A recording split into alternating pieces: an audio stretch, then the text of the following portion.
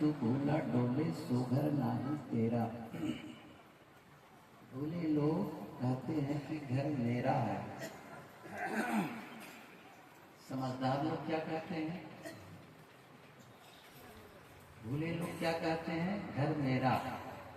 समझदार लोग क्या कहते हैं? समझदार लोग कहते हैं ना घर तेरा ना घर मेरा, चिड़िया रैन बसेरा। बस रहने आए हैं, कुछ दिन में यहाँ से चल देना है। कल सुबह हम लोग आए यहाँ, एक जगह निवास मिला है, अब वो कल चल देंगे। अभी जहाँ हैं वो अपना कमरा है, अपना बिस्तर है, और कल हमारा कुछ नहीं है।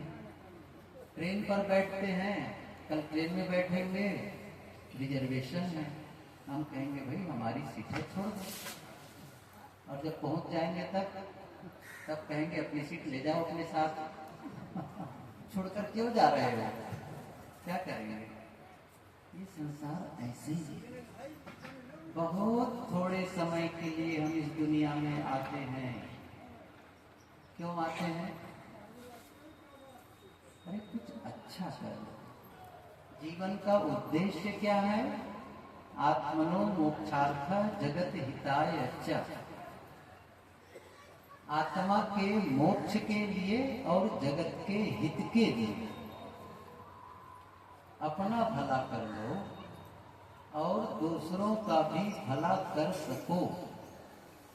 अपना भला किसमें है? बहुत सारा धन इकट्ठा कर लो, अपना भला हो जाएगा? बहुत संसाधन उपलब्ध कर दो, अपना भला हो जाएगा? मैं एक बात बताऊं आपको, बहुत बड़ा मकान बना दिए, लेकिन अंदर से आप दुखी हैं, अशांत हैं, तो क्या वो दीवार आपको सुख देगा? देगी? वो जो दीवार है वो सुख देगी? वो इतना बड़ा मकान सुख देगा? नहीं देगा। आप जैसे कार्यक्रम में आए हैं, इसी प्रकार से आपका कोई पारिवारिक या रिश्तेदारी में कोई कार्यक्रम हो, वहां चले गए, बहुत लोग आए हैं, आपके परिवार के लोग, बहुत सारे रिश्तेदार आए हैं, परिचित लोग आए हुए हैं, इसी बीच किसी ने आपका अपमान कर दिया सबके बीच, ऐसा कुछ किया, ऐसा कुछ बोला जो आपके लिए बहुत अपमानजनक था। आप बोल नहीं पा रहे थे उस समय, सिचुएशन ऐसा था, परिस्थिति ऐसी थी, मन आपका इतना खिन्न हो गया, एकदम अमर्ष से भर गया। मन कहता अब मैं यहाँ एक मिनट नहीं रुकूंगा, वहां से चल दी।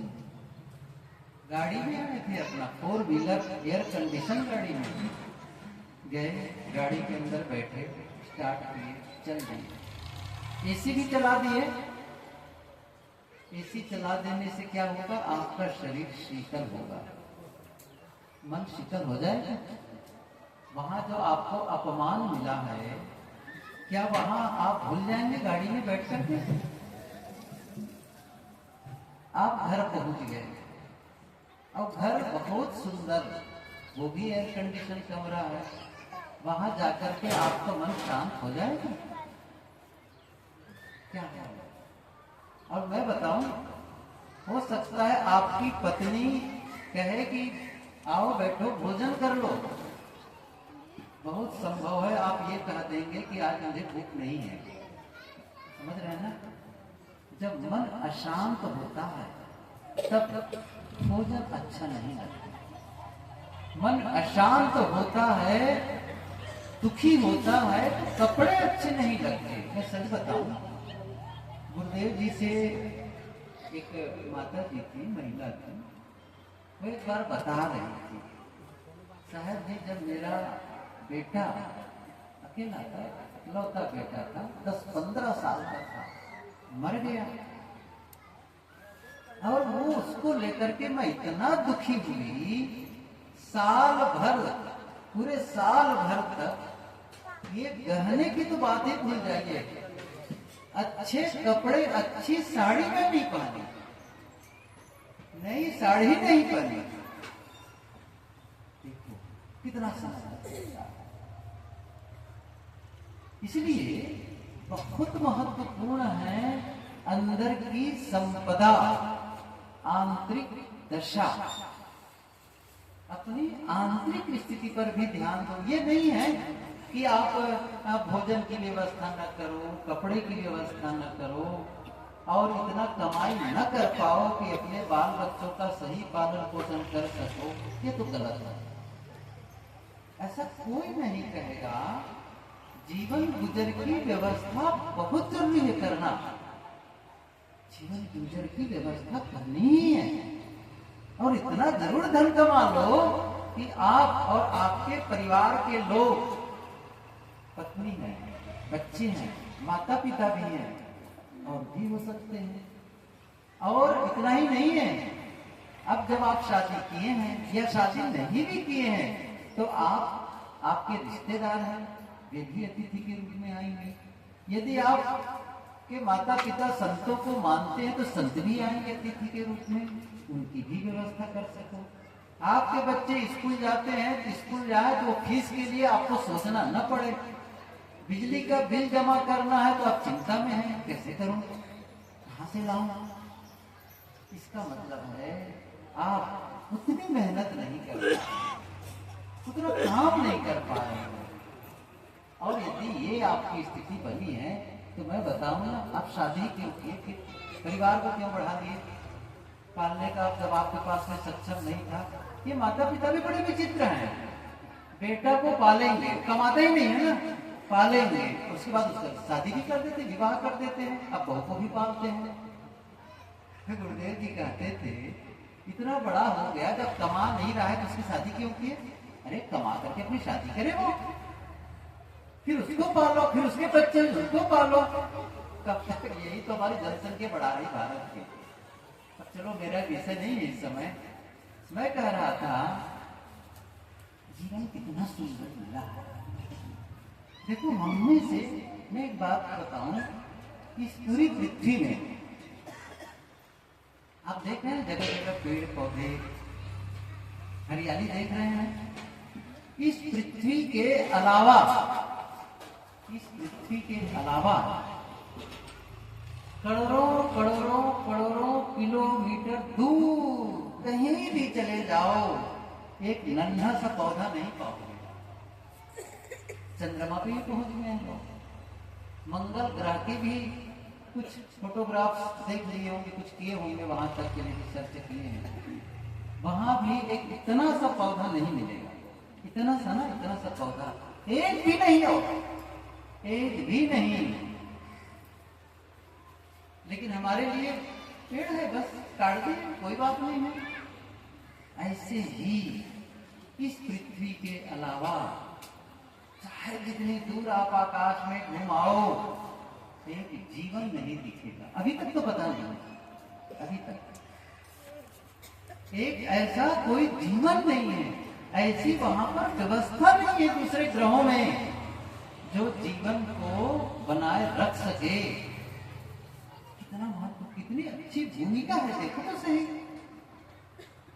क्यों है? सूर्य यहां से करोड़ों किलोमीटर दूर है और वहां से रोशनी देता है, ताप देता है, हम जिंदा रह सके। ऐसे सूर्य ठंडा हो जाएगा तो बचेंगे कोई?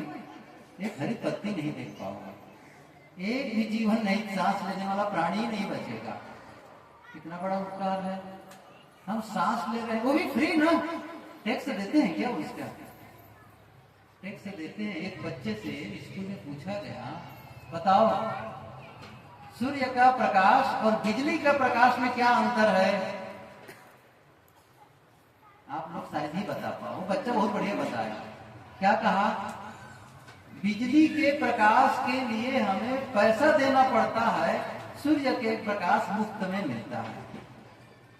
और जो मुफ्त मिलता है ना, उसका वैल्यू ही नहीं करते। रोज ऑक्सीजन, हर टाइम ऑक्सीजन ले रहे हैं फ्री ऑफ कास्ट। जब आप सिलेंडर भरा के लाते हैं ना, एलपीजी पैसा देते हैं, ऐसे ही कहीं आपको ऑक्सीजन का सिलेंडर भरा के लाना पड़े और सबको देना पड़े, अपने घर वालों को सबको भाई सिलेंडर, ये गैस मिले, जीवन जीने के लिए ये क्या कहते हैं ऑक्सीजन मिलने वाला है। आप बच्चों से क्या डांटते, अरे ऑक्सीजन कम लो, बिल ज्यादा आ रहा है, डांटते। सही है ना, फ्री है। ये कुदरत का इतना सुंदर सिस्टम, इतनी सुंदर व्यवस्था किस लिए है? ताकि हम सुख शांति का जीवन जी सके, है? इसी लिए तो है। बारिश होती है, पानी मिल रहा है, धूप मिल रही है, इतनी बड़ी पृथ्वी है, सारी व्यवस्था, और यहाँ पर इतना आप अन्न पैदा कर पा रहे हैं, भोजन की व्यवस्था कर पा रहे हैं, कपड़े की व्यवस्था हो पा रही है, और आप दुखी क्यों हो? बताओ, दुखी क्यों हो? आप बताइए, मनुष्य के अलावा इस पूरी सृष्टि में अव्यवस्था कहीं है? बताइए, कहीं अव्यवस्था कहीं है? रोज दिन और रात, हर समय देखो, दिन रात रात दिन, ये क्रम चलता है। कभी गड़बड़ाया है? मौसम बदलता है, समय आने पर, अभी देखो ठंडी खत्म हो रही है, हो गई है, अब गर्मी आएगी, गर्मी जैसे खत्म हो गई बरसात आ जाती। ये क्रम कब से चल रहा है? कब तक चलता रहेगा? है कि नहीं? कब तक चलता रहेगा? बताओ, कब से शुरू हुआ है? अब ये बात अलग है, कब से बात। एक बार राजस्थान की बात है, सच्ची घटना, मैं गुरुदेव जी के साथ था, मंच पर गुरुदेव जी का प्रवचन खत्म हुआ, लोग मिले, अब उठे, बस उठ करके उतनी दूर नहीं गए थे, एक करीब 70-75 साल का बुजुर्ग इंसान आया और कहते, महाराज जी एक बात बता दीजिए, ये दुनिया कब से बनी है? गुरुदेव जी ने कहा, भैया मैं तो बाद में जन्म लिया हूँ, जन्म के पहले दुनिया थी, और मेरे बात तक रहेगी, मैं कैसे कहूँ दुनिया कब बनी है? कितना ऐसे कैसे प्रश्न, सोचो। आपस में लड़ते रहते हैं, ये दुनिया को किसने बनाया? आपस में लड़ते रहते, दुनिया किसी ने नहीं बनाया, किसी ने कहा नहीं भगवान ने बनाया, है ना? कमाल की बात है। कोई कहता ईश्वर है, कोई कहता ईश्वर है ही नहीं है, अब उसी में गुत्थम गुत्थी हो रहे हैं। क्या पा जाओगे उसमें? कुछ है? और यही बड़े दार्शनिक लोगों से पूछो, जीवन क्या है? जीवन की खबर नहीं है, समझ रहे हैं ना?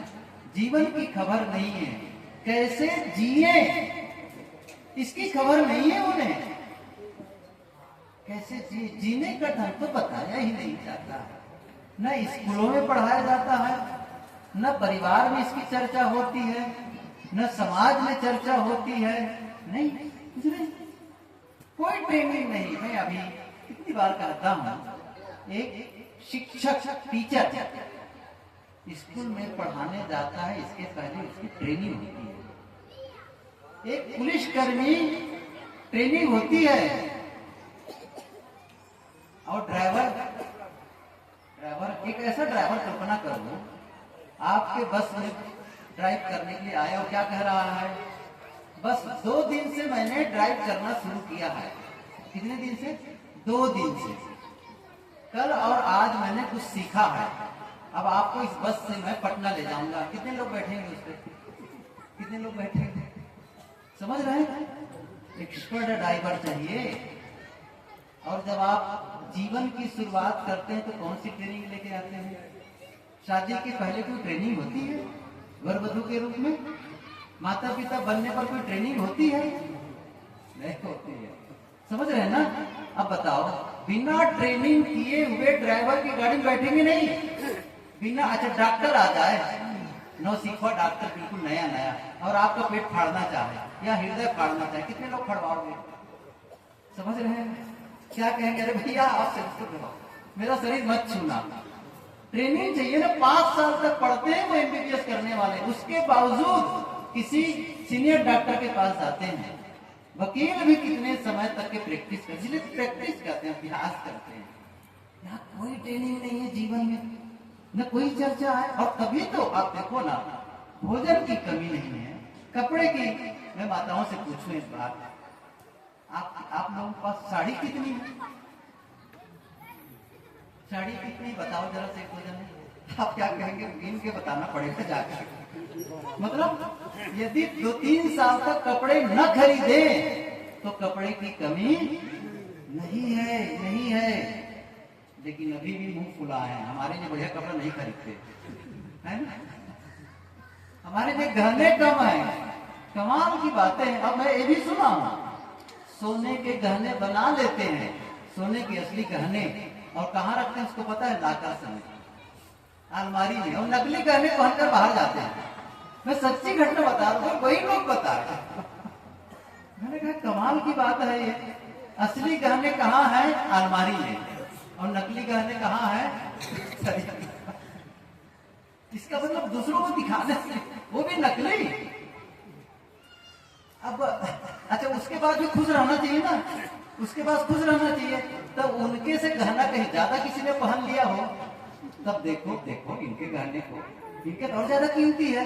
अब घर आके लड़ रहे हैं, तुम तो मेरे लिए कुछ बनाते ही नहीं है। अरे अब पहने को इनका कम है? नहीं, उनका ज्यादा है, उनका कपड़ा ज्यादा कीमती, उनकी साड़ी ज्यादा कीमती है। हम दुख खरीदते हैं। मैं सच बताऊं ना, जैसे ये हमारा घर है और वहां से दुख निकल रहा है उस रोड से, तो उनको कहते हैं सुनो सुनो, मैं यहाँ खड़ा हूँ, मेरे पास आओ। दुख को आमंत्रित करते हैं। सुखी क्यों नहीं होना चाहते हैं? कौन रोका बताइए? कोई रोका है? हम खुद रोके हुए हैं। नहीं, बदल दो अपने को। मैंने क्या कहा? बदल दो अपने को। और आप, मैंने कल कहा था, आप में यह योग्यता है, आप में वो शक्ति है। उस शक्ति के साथ आए हो कि दुखमय जीवन को सुखमय बना सकते हो, बीमार शरीर को स्वस्थ बना सकते हो, परस्पर के लड़ाई झगड़े को खत्म करके प्रेम पूर्ण जीवन जी सकते हो, और तनावपूर्ण मन, अशांत मन को शांत करने की योग्यता सब में है, सब में। चाहे वो पढ़ा लिखा हो या न पढ़ा लिखा हो, चाहे वो धनी हो गरीब हो, कुछ भी, नर हो नारी हो, छोटे हो बड़े हो, आप कोई भी हो, आप एक अच्छा जीवन जीने के हकदार हैं, सुखी जीवन जीने के हकदार हैं। आप कर सकते हैं काम। और क्या चाहिए? क्या बताइए मुझे? इतना ही तो ना आपको काम कर लेना है, इतनी व्यवस्था कर लेनी है। गुरुदेव जी कहते थे, पेट भर भोजन मिल जाए, तन ढकने को कपड़े मिल जाए, रहने के लिए छाया मिल जाए, और मन प्रसन्न रहे। और क्या चाहिए फिर? मन प्रसन्न है और जीवन गुजर की व्यवस्था हो रही है ना काम। और क्या चाहिए फिर इससे बढ़ गया? बस इतना ही काम करना है। हम में से सब लोग लगभग जीवन गुजर का तो काम कर ही लेते हैं, जीवन गुजर की व्यवस्था कर ही लेते हैं। एक काम रह जाता है, सुखी जीवन जीने की, आनंदपूर्ण जीवन जीने की। आपस में दुखी, कला, अशांत, कोई जरूरी नहीं है आपको कलापूर्ण जीवन जीने की। प्रसन्नता का जीवन जी सकते हो, आनंद का जीवन जी सकते हो। और क्या करके? ये नहीं कि घर द्वार छोड़ करके, कोई जरूरत नहीं घर द्वार छोड़ने की, कोई जरूरत नहीं कपड़े बदलने की। आप में रात में कहा था, थोड़ा कठोर भी कहा था, कि पूजा पाठ से जीवन नहीं बदलेगा। जीवन बदलेगा जब आप बदलते हैं, आप बदलते हैं। और आपका बदलने का मतलब ही यही है, आपका वैचारिक परिवर्तन हो जाए। वैचारिक परिवर्तन, सोचने का ढंग ठीक हो जाए, बस। वो होता क्या है, हम उस दिशा में फोकस करते हैं, उस उधर देखते हैं जहां से हमें दुख मिले। जबकि दूसरा रास्ता भी खाली है, खुला हुआ है, चल सकते हैं। जैसे एक चौराहे पर गए, अच्छा रात का अंधेरी है, इसको थोड़ा समझ ले। चौराहे पर गए, अंधेरी रात हो, लेकिन आपके पास में टार्च सर्च लाइट, और उस टार्च को लेकर जब वहां गए तो पूरब की तरफ जो रोड गया है उधर आप टार्च लगाए, टार्च जलाए तो प्रकाश वही तो दिखे, वही रोड तो दिखेगा ना, पूरब वाली सड़क दिखेगी। पूरब वाली सड़क दिख रही है, इसका मतलब यह नहीं है कि पश्चिम तरफ सड़क नहीं है या उत्तर दक्षिण में सड़क अभी भी है। आप देख कहाँ रहे हैं, लाइट कहाँ जला रहे हैं, बस इतना ही है अंतर। जैसे ही आप उस टार्च को दूसरी दिशा में घुमाएंगे, दिशा बदल जाएगी और फिर आपकी मंजिल बदल जाएगी। ये अद्भुत है ये। अच्छा मैं कहानी कहूँ, शायद समझ में आ जाए। अभी शायद मैं पिछले ही गांव में कहा था, शायद एक बुढ़िया थी, माता जी थी, उसकी 2 बेटियां थी। एक बेटी एक ऐसे परिवार में शादी होकर गई थी, ब्याह हुई थी, ब्याह हुआ था, जिसके घर में छाता बनाया जाता था, छाता की दुकान थी, छाता बेचे जाते थे। दूसरी बेटी उस घर में ब्याही थी जहां मिट्टी के बर्तन बनाए जाते थे, मिट्टी के बर्तन पकाए जाते थे, बेचे जाते थे। ये दोनों बेटियां अलग अलग परिवार में शादी होकर गई थी। अब संदेश मिलता है मौसम को देख करके, जो माता जी थी, बुढ़िया माता, जब जैसे खुला मौसम है ना, बढ़िया धूप खिली हुई है, बहुत रोती थी। इसलिए रोती थी, इस मौसम में छाता कौन खरीदेगा, और छाता जब नहीं बिकेंगे तो मेरी बेटी क्या होगा, वो तो भूखों मर जाएगी, उसकी व्यवस्था कैसे, जीवन गुजर कैसे होगा। रोती रहती थी। जब उसका मौसम में वैसे बादल आ गए, बारिश का मौसम बन गया, फिर रोती थी, बहुत रोती थी। इसलिए रोती थी, इस मौसम में मिट्टी के बर्तन बनाए कैसे जाएंगे, सूखेंगे कैसे, पकाए कैसे जाएंगे, कौन खरीदेगा। बारिश होती थी तो बहुत रोती थी, मौसम साफ होता था तो बहुत रोती थी। गांव वालों ने क्या कहा, रोने वाली बुढ़िया।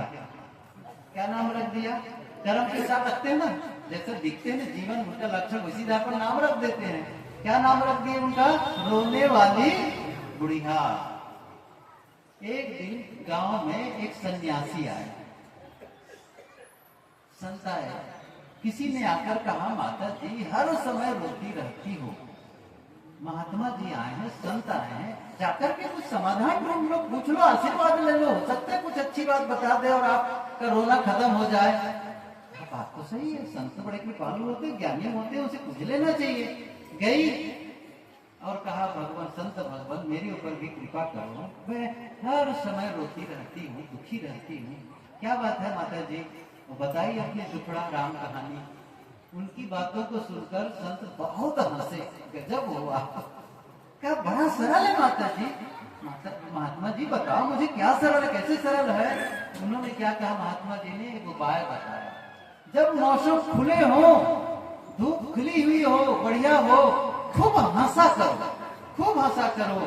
क्यों, क्योंकि अब मिट्टी के बर्तन खूब पकने वाले हैं, खूब मिट्टी के बर्तन बिकने वाले हैं, खूब हंसो। और जब मौसम बादल वाला हो, बारिश वाला हो, तब फिर हंसो। क्यों, अब छाता खूब बिकने वाले हैं, है ना, अब छाता खूब बिकने वाले हैं। अच्छा दोनों समय, मौसम खराब हो तब, मौसम अच्छा हो तब, हर बार हंसो। ये बात उसके दिमाग में बैठ गई। अब क्या करती थी वो, जब मौसम खुला होता तो खूब हंसती थी, वाह ऐसे मौसम में खूब मिट्टी के बर्तन बिकने वाले हैं, खूब पकने वाले हैं, बनने वाले हैं, बनाने वाले हैं, कहकर खूब आमदनी होगी। और जब मौसम बारिश का होता फिर हंसती थी, खूब छाता बिकने वाले हैं। उसका काम क्या था, अब हंसने का काम, हर मौसम में हंसा करती थी। गांव वालों ने क्या कहा, हंसने वाली बुढ़िया। क्या कहा, हंसने वाली बुढ़िया। मैं पूछ रहा हूँ क्या बदल गया, व्यवसाय बदल गया उन लोगों का, कुछ बदला, कुछ नहीं बदला। उनका सोचने का जो ढंग था ना वो बदल गया। वो जो देखने का था ना, इसको हम लोग हिंदी में कहते हैं, इंग्लिश वाले कहते हैं एटीट्यूड, नजरिया, एंगल ऑफ अटैक। कहाँ फोकस कर रहे हो? कहाँ? आदमी, हर आदमी में अच्छा और बुरा, अच्छाई और बुराई होती है। कहाँ फोकस कर रहे हो? जैसे मैं किसी आदमी के लिए कहूँ, भैया ये बहुत अच्छा भजन गाता है, या बहुत अच्छा ये हारमोनियम बजाता है, या बहुत अच्छा वीणा वादक है, और दूसरा क्या कहता है, अरे हम जानते हैं क्या भजन गायक है, खाक है। मैं उसको शराब की भट्टी पे भी देखा हूँ, शराब पीते हुए। अब देखते इसका क्या मतलब है? अच्छा शराब मान लो पिए तो क्या वीणा नहीं बजा सकता है, भजन नहीं गा सकता है? लेकिन हम किसको देख रहे हैं? उसके गलत पक्ष को, है ना, गलत पक्ष को। अच्छा भी तो पक्ष है, उज्जवल पक्ष भी तो है। ये आपस में लड़ाई क्यों होती है बताओ? क्यों होती है? इसीलिए होती है ना कि आप चाहे वो पति पत्नी ही क्यों न हो, जब किसी की गलती पर हमारा फोकस होता है तो ये हमारा मन का एक सिस्टम है। देखो इसको जितना डीप में जाओगे ना, उतना ही ये और क्लियर होता चला जाता है। जैसे ही आप किसी के गलत व्यवहार पर ध्यान दिए, किसी कारण का मतलब ये हुआ आपके अनुरूप वो नहीं किया, नहीं बोला, आप जैसा चाहते थे वैसा उसने नहीं बोला, नहीं किया, कुछ उसका भी अपना कारण रहा होगा। और आपने क्या मान लिया? मेरी बातों पर ध्यान ही नहीं देता, मेरी बात सुनता ही नहीं, देखो वो ऐसा कर रहा है, मेरे को दुख देने के लिए कर रहा है, मेरा अपमान करने के लिए, ऐसा जग गया। अब क्या होने लग गया पता है? अब हमारा मन जीव करता है। ये ऑटो सिस्टम है भाई, ये मेरा बनाए नियम नहीं है। अब वो जहां जहां पहले भी कुछ उनसे गलतियां हुई रही है, सब तो अब उठा करके लाता है भीतर। अब सब दिखने लगता है। अच्छा उस समय भी वैसा किया था, इस समय भी वही किया था। अब सारी गलतियों का आप एनालिसिस करें, विश्लेषण करें, समीक्षा उसी में लग गए हैं। आप भी जानते हैं कई ऐसे मौके पर आपके साथ में बहुत अच्छा व्यवहार किया, बहुत बढ़िया है, इंसान भी है, बात सच भी है, लेकिन आप चूंकि आपका फोकस ही उधर है, सारी गलतियां ही दिखेंगी, अच्छाइयां दिखती ही नहीं है। आप सोच लो पति पत्नी है, जब किसी बात को लेकर तनातनी हो जाती है, शायद कोई हो जो आपस में कभी लड़ाई ना किए हो। मैं दिल्ली में था, पिछले साल की बात है, इस साल भी गया था। मैंने पूछा भैया वो सज्जन आए थे पिछले साल, वो कैसा, उनका शरीर छूट गया।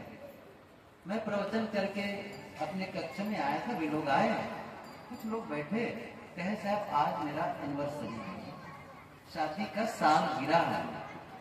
45 साल बताए या कितना बताए, 45 या 48 ऐसी कुछ बताए। 45 साल हो गए हम दोनों की शादी हुए, आज उसका साल गिरा है, आज तक कभी भी हम दोनों ने लड़ाई नहीं की।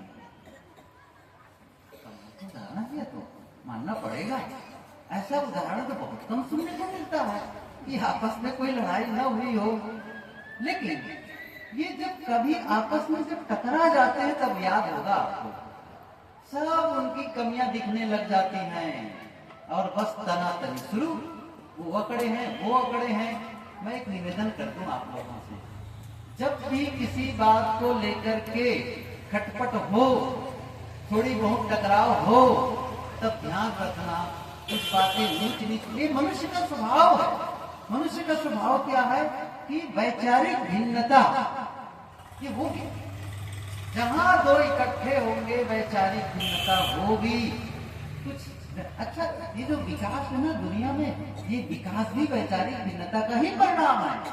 अपना कल्पना करिए, मैं जैसा सोचता हूं वैसा सभी लोग सोचें, अब बताओ विकास होगा? है कुछ संभावना? मैं जैसा करता हूं वैसा सभी लोग करें, नहीं भी, उसका एक अलग एंगल से सोचेगा, किसी और ढंग से वो व्यवहार करेगा, और उसी में तो सर्च होते हैं, अलग अलग क्षेत्र में विकास होता है।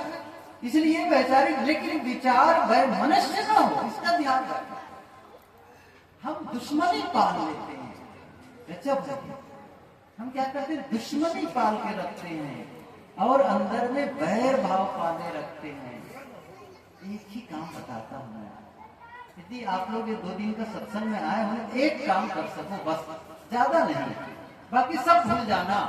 एक काम यदि कर सको, वो क्या है, अंदर में जो बैर की गांठ है ना, उसको खोल के जाना। बैर की गांठ क्यों बता रहा हूं, मैं बता देता हूं उसका कारण क्या है।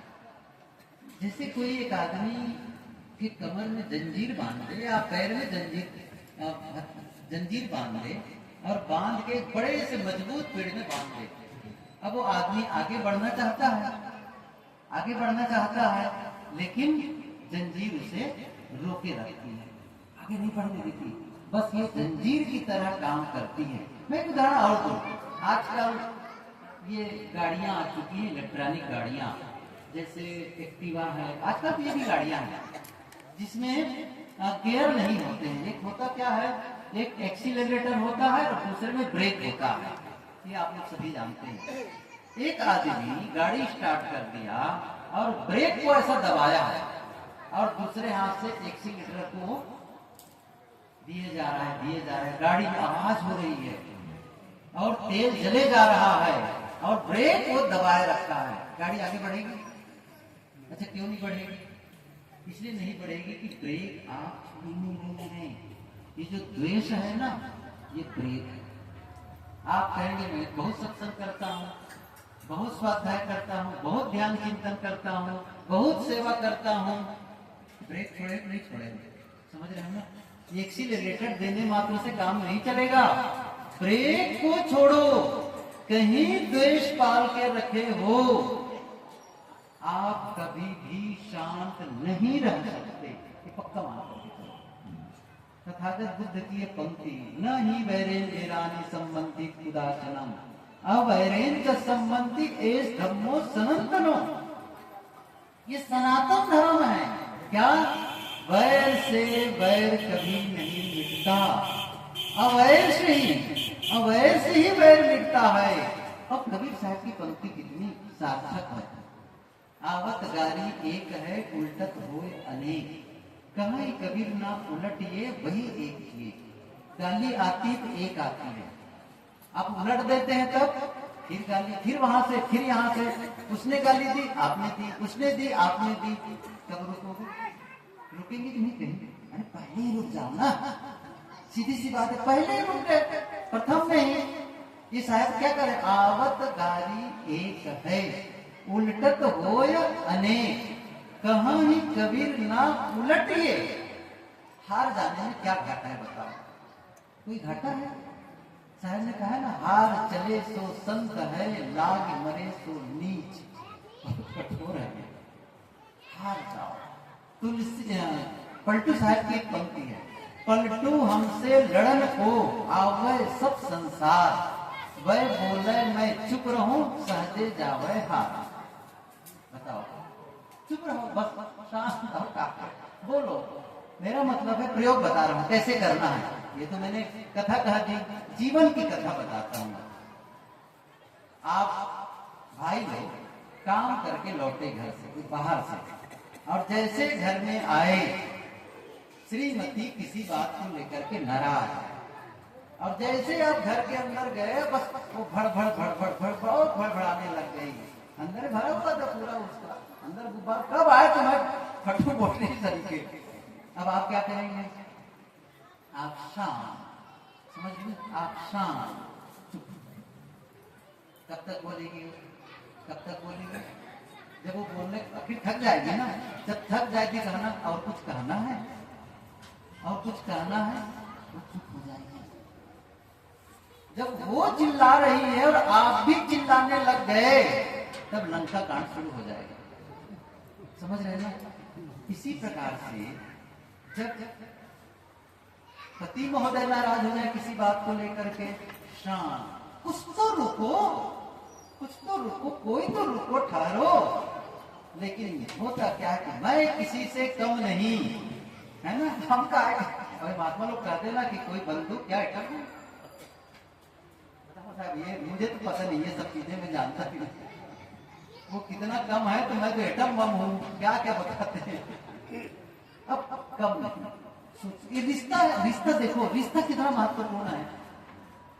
महत्वपूर्ण रिश्ते हैं कि महत्वपूर्ण ये सब चीजें हैं, अहंकार है? नहीं, ऐसा ना करो। रिश्ते निभाना सीखो, आपस का प्रेम महत्वपूर्ण है कि नहीं? अब वस्तु महत्वपूर्ण है कि रिश्ते महत्वपूर्ण है?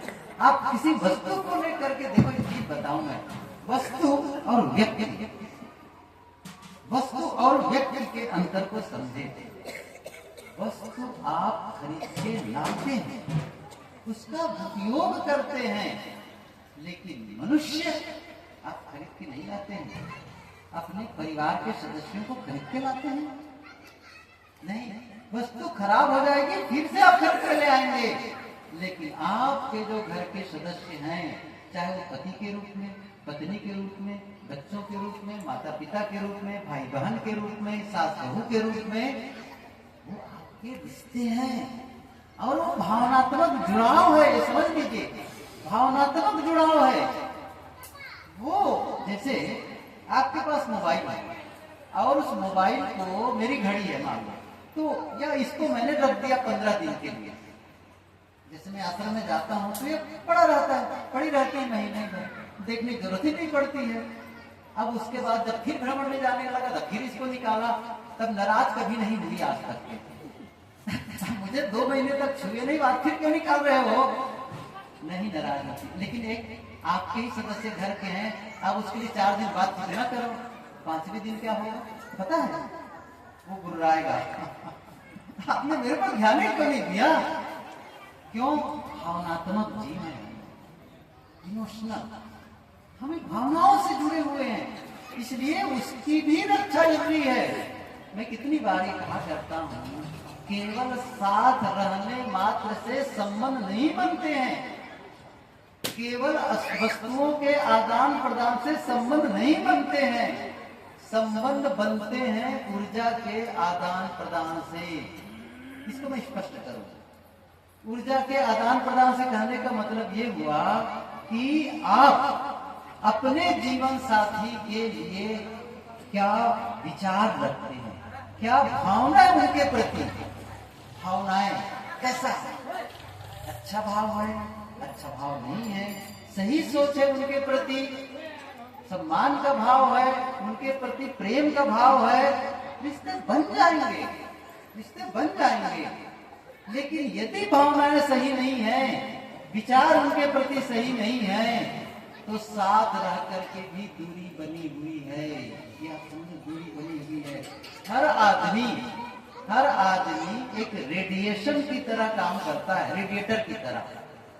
हर आदमी एक रेडिएटर की तरह होता है, जहां से रेडिएशन क्रिएट होता है, रेडिएशन क्रिएट हर बार होता है। अच्छा, अभी भी हो रहा है, ये नहीं कि मैं इसको बना रहा हूं, एक मनुष्य का जीवन का नियम है, कैसे होता है इसको समझें। मोबाइल के बारे में आजकल उदाहरण देना बड़ा सरल है। मोबाइल से आप किसी का नंबर डायल करते हैं, नंबर लगाते हैं, और वहां से आपके यहाँ से वो 1000 किलोमीटर दूर कोई इंसान है, उसके मोबाइल में घंटी बजने लगती है, तो आपके मोबाइल से वहां तक क्या गया? आपके मोबाइल से उस मोबाइल तक क्या गया जो घंटी बजाना शुरू कर दी? कुछ तो गया, उसी को कहते हैं तरंगे, वेवलेंथ। सही है ना? एक वाइब्रेशन वहां तक गया। बस ऐसे ही मनुष्यों के बीच है, प्राणियों के बीच यही है। हर आदमी का एक वहां से कुछ प्रवाहित होता है, प्रवाहित होता है। मैंने अभी कुछ दिन पहले भी पढ़ा था, जीन पियागेट, उसने एक सर्च किया माँ और बच्चे के लिए, और क्या लिखा उसने कि बच्चे को तो कोई भी दुख पिला दे, बच्चे की कोई भी सेवा कर दे, लेकिन जब माँ और बच्चे का संबंध होता है ना, तो माँ से कुछ ऐसा निकलता है, कुछ ऐसा प्रवाहित होता है, जिससे बच्चे को पोषण मिलता है, पोषण मिलता है। अद्भुत है। शायद बड़ा विस्तार से मैंने उसको देखा, और ऐसे भी वहां पर पाया कि कहीं एक बार बहुत सारे बच्चे जहां पर अस्पताल में रहते थे, तो एक बार कोई वायरस का मामला रहा होगा, तो ये नियम निकाला गया, कोई बच्चे को हाथ नहीं लगाएगा, कोई उसको छुएगा नहीं, दूर से सब काम कर लेना है उसको। पता है क्या हुआ? कुछ ही दिनों के बाद पता चला कि बच्चे बीमार पड़ने लग गए, कुछ बच्चे मर गए। सर्च किया कैसे हुआ? बच्चे को गोद नहीं लिया गया, उसे अपने सीने से नहीं लगाया गया, उसे कुछ कारण नहीं गया। ये जो इमोशंस क्रिएट कर रहे हैं ना, ये बच्चे को पोषण है, पोषण है जो माँ के द्वारा मिलता है। इसलिए आवश्यक होता है कि एक दूसरे के प्रति सही भावना प्रवाहित करें। मैंने कहा ना, ये कैसे जाता है? हम सोचते कैसे हैं, एक दूसरे को सोचते कैसे हैं, एक दूसरे के लिए विचार कैसे करते हैं, बस ये हमेशा ध्यान रखो। अच्छा भाव रखो साथियों के प्रति। यदि कुभावना है तो फिर वो कैसे पता चल जाएगा? बताऊं, मैंने कल रात में थोड़ा सा संकेत भी किया था कि आपका जो शरीर है ना, वो बोलता है। मैं बताऊं, आपका शरीर बोलता है। कैसे बोलता है? अच्छे बताओ, जब मैं बोलता हूं या आप बोलते हैं तब बोलते हैं, और जब नहीं बोलते हैं तब बोलते हैं कि नहीं बोलते हैं? जब नहीं बोलते हैं तब बोलते हैं। मैं उदाहरण देता हूं, ये माताएं, मैंने पढ़ा कि जिस दिन ये लोग मौन हो जाती हैं, मौन का मतलब समझ रहे हो ना, जिस दिन नहीं बोलती का मतलब नहीं कि साधना में प्रवेश करने वाली है, गुस्से में हो जाते हैं कभी कभी, बिल्कुल गुस्से में है किसी बात को लेकर के और बोलना बंद, तो जानते हैं मुंह फुलाए रखते हैं, बहुत नाराज होते हैं। और जिस दिन ये नहीं बोलती है घर में, उस दिन कहते हैं घर की आवाज 7 गुना बढ़ जाती है। जिस दिन नहीं बोलती उस दिन आवाज 7 गुना बढ़ जाती है। कैसे बढ़ जाती है? फाटक की आवाज बढ़ जाती है, बर्तन की आवाज बढ़ जाती है, और बच्चों को चाटा ज्यादा लगता है। समझ रहे हैं ना? बाहर से नहीं बोल रही है, लेकिन भीतर कितना बोल रही है, भीतर कितना बोल रही है, कितना भड़का रही है, भीतर भीतर भीतर जो अच्छा विस्फोट कर रही है। मैं कह रहा हूँ, अच्छा कैसे पता चल रहा है? उसके चेहरे से पता चल रहा है, उसकी आंखों से पता चल रहा है, उसकी एक्टिविटी से पता चल रहा है, हर चीज से पता चल रहा है। तो क्या कर रहा है? वो प्रवाहित हो रहा है भीतर, सब बाहर जा रहा है। भीतर जो आप हैं बाहर दिखाई देता है। आंखें आत्मा की खिड़की है, आंखें आत्मा की खिड़की है। दुनिया में ऐसे लोगों की कमी नहीं है जो आपकी आंखों के रास्ते से आपके दिल तक पहुंच जाते हैं और वहां छिपे हुए गुप्त विचार को पढ़ आंखों के रास्ते ना, आंखों को पढ़ने की शक्ति माता बहनों में सर्वाधिक है। वो किसी की आंख देखकर जान जाती है उनकी आंखों में स्नेह है, प्रेम है, वैर है या वासना है, विकारी है। उनकी आंखों को देख के जान जाती है ये आदमी सही नहीं है, उनकी आंखों से पता चल रहा है। आंखें प्रवाहित करती हैं अंदर के भाव को, चेहरा प्रवाहित करता है, चेहरे से पता चल जाएगा। छुपा नहीं सकते आप, शब्दों को बदल सकते, चेहरे को नहीं बदल सकते। ये सिनेमा वाले लोग बढ़िया गीत गाते हैं, उसमें पंक्ति आती है, लाख छिपाए छिप नहीं सकता, राज हो कितना गहरा, दिल की बात बता देता है असली नकली चेहरा। ये दिल की बात बता देता है असली नकली चेहरा। इसलिए दिल साफ, हमेशा ध्यान रखो। मैं साधना यही है, बस पूजा यही है, भजन यही है, जीवन संवारने का तरीका यही है। आप अपने अंतस की पवित्रता को बढ़ाओ। मलिनता, मैंने कहा ना, ये द्वेष मलिनता, राग मलिनता, जितने विकार हैं, नफरत, घृणा, द्वेष, ये मानसिक जहर है। आप जहर बन करके कभी सुखी नहीं हो सकते। लेकिन इसकी जगह पर आपके भीतर कुछ अच्छे विचार हैं, अच्छी भावना है, प्रेम, मैत्री, करुणा, क्षमा का भाव है, सहयोग का भाव है, उदारता का भाव है। ये शुद्ध विचार आपको शांति और सुकून देते हैं। आप जितना किसी के प्रति धन्यवाद से भरेंगे। बताओ क्या करो? एक है शिकायत से भरा हुआ मन और दूसरा है कृतज्ञता से भरा हुआ मन। इसमें आप शांत बैठेंगे। क्रोध करके कितने समय तक आप जिंदा रह सकते, अच्छा रह सकते हैं? क्रोध करके कुछ मिनट में ही थक जाते हैं आप, लेकिन प्रेम भीतर में है तब थकेंगे नहीं थकेंगे। जब प्रेम का भाव, मैत्री का भाव, सबके प्रति प्रेम और मैत्री का भाव, बड़े सुकून से घंटों नहीं जीवन बिता देंगे इसमें। लेकिन वैर में दुश्मनी का भाव करते ना, एक कदम दो कदम, तुम भी थक जाओगे, हम भी थक जाएंगे, कितना चलोगे? ये दुश्मनी रख करके काम नहीं बनेगा। इसलिए वैर भाव मिटाओ, आपस में प्रेम को बढ़ाओ।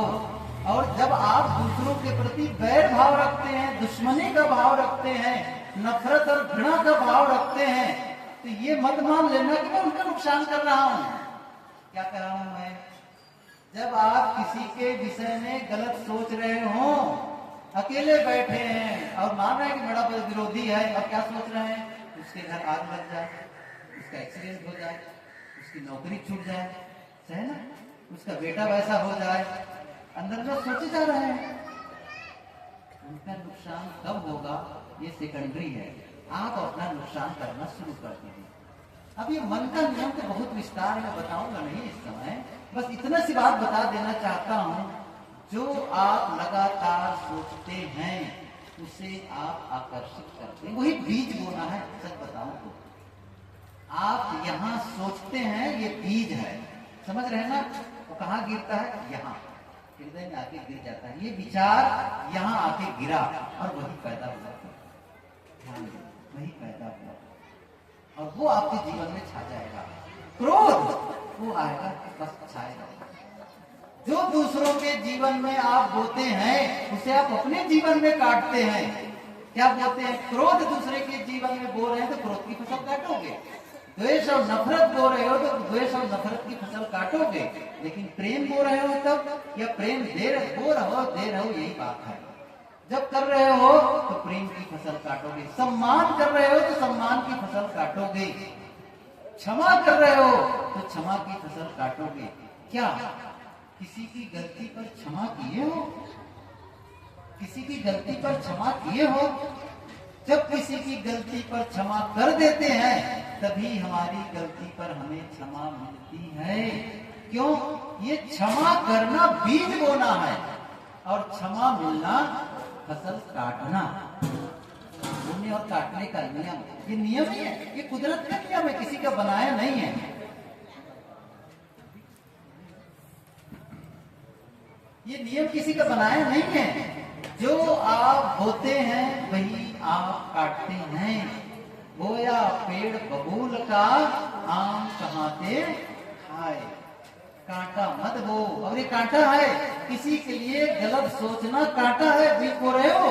गलत बोलना कांटा बो रहे हो, गलत करना कांटा बो रहे हो, और वो काटोगे अपने जीवन में। वो कांटे का मुंह करके आप कांटे ही चुनने वाले हैं।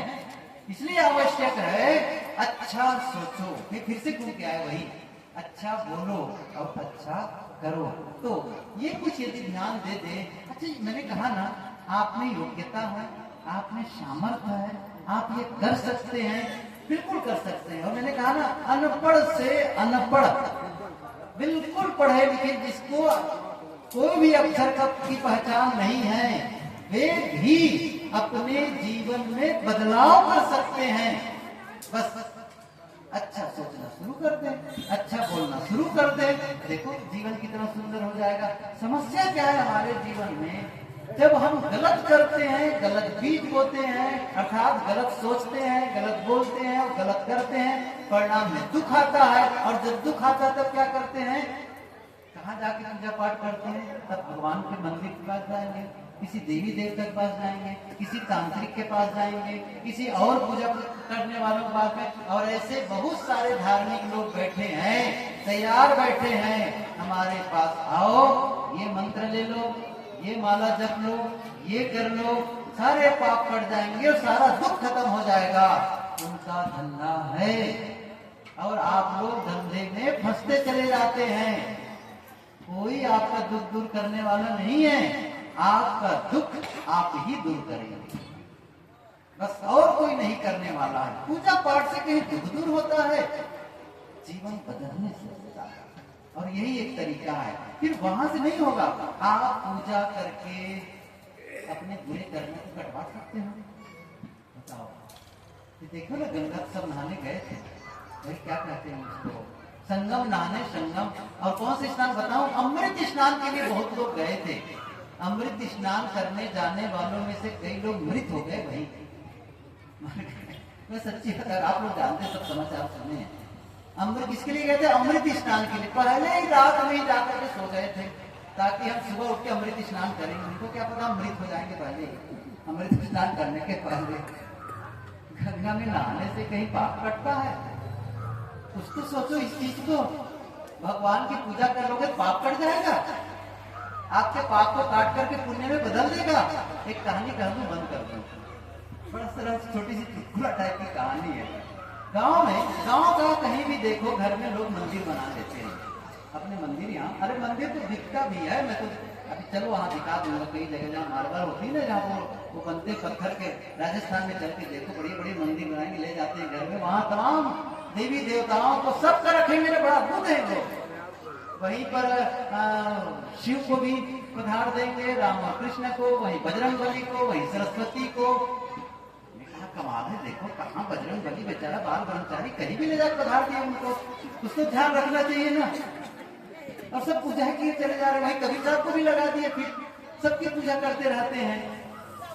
बहुत सारे भगवान रखे थे, दोनों पति पत्नी पूजा करते थे रोज। एक दिन उसका छोटा बच्चा था, उसने पूछा, मम्मी भगवान की पूजा क्यों करती हो? क्या कहा? भगवान की पूजा क्यों करती हो? तो उसकी माँ ने क्या कहा, बेटा भगवान सर्वज्ञ है, सर्वशक्तिमान है, वो सब कुछ कर सकता है, और हम जो जीवन में हमारी कामनाएं हैं उसकी पूर्ति करते हैं। और इतना ही नहीं, बिगड़े काम को बना भी देता है भगवान। अच्छा, ये बात बच्चे के मन में बैठ गई। अगले दिन से छोटा बच्चा भी उस मंदिर के सामने जाकर हाथ जोड़ करके विनय वंदना करने लगा। और अंदर में कुछ मंत्रोच्चार समझ नहीं आता क्या मंत्र पढ़ रहा है। 2 दिन 3 दिन बीते तो इसकी माँ ने कहा, बेटा आप भगवान की पूजा क्यों करते हो? आपको क्या मांग होगी, क्या चाहते हो? उसने कहा, मम्मी आप ही ने तो कहा था ना भगवान बिगड़े काम को बना देता। हाँ बना देता है मम्मी। पिछले सप्ताह हमारे विद्यालय में, स्कूल में परीक्षा हुई, टेस्ट हुआ था। प्रश्न पूछा गया था, दिल्ली की राजधानी कहाँ है? और मैंने गलती से लिख दिया पटना। अब भगवान से प्रार्थना करा, हे भगवान पटना काट के दिल्ली बना दो। हे भगवान पटना काट के दिल्ली बना दोगे? बना दो।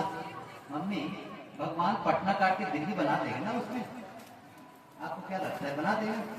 बताओ बताओ ना माता है, बताओ। सब नहीं कर रहे। भगवान जो है पटना काट के दिल्ली नहीं बना सकता, और आपके पाप को काट के पुण्य बना देगा। दिमाग किसको ढीला है क्या? कुछ तो समझो, कभी नहीं करने वाला है। पाप कटने वाला नहीं है। मैं नहीं कर रहा, भाई सरकारी वचन है। आपन कर्म न मेटो जाई, कर्म कर लिखा मिटाए दो कैसे, जो यूं कोटि सिराई। इसलिए पाप करने से बचो। करना क्या है? अच्छा करो। इसका मतलब अच्छा सोचो, अच्छा बोलो और अच्छा करो। यही पुण्य है, यही पवित्रता है। अंतस की पवित्रता हमेशा ध्यान रखो। कलवश ना है भीतर में, बस अंदर से जितने विकार है ना वो हमें दुख देते हैं। इतना बड़ा बर्तन घर में होगा, इतना बड़ा बर्तन घर में है। एक प्रयोग करना बता देता हूँ, घर जाकर के इतने बड़े बर्तन में काम करना। कोयला है ना, कोयला अंगारा, कोयले का अंगारा जलते हुए आग को उस बर्तन में भर देना।